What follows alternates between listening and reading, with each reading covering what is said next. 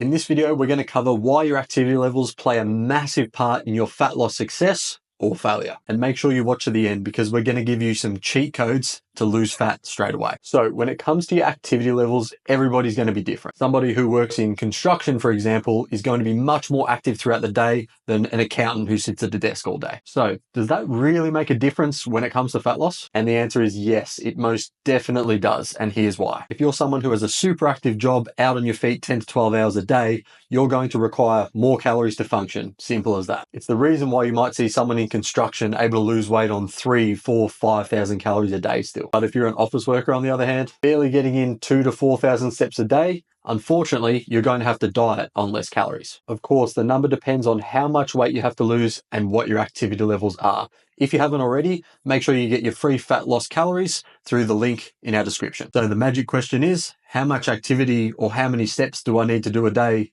to guarantee fat loss? And the answer?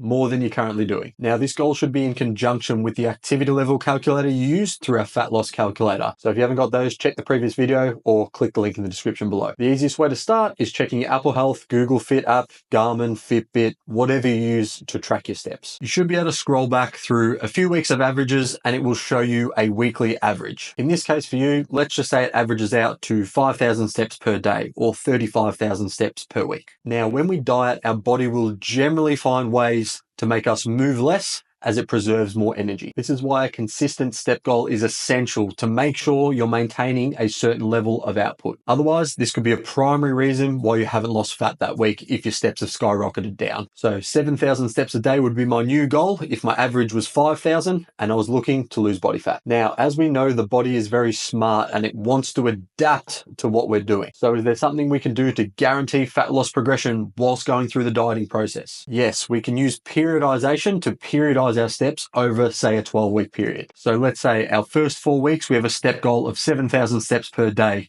Week 5 to 8, let's bump that up to 9,000.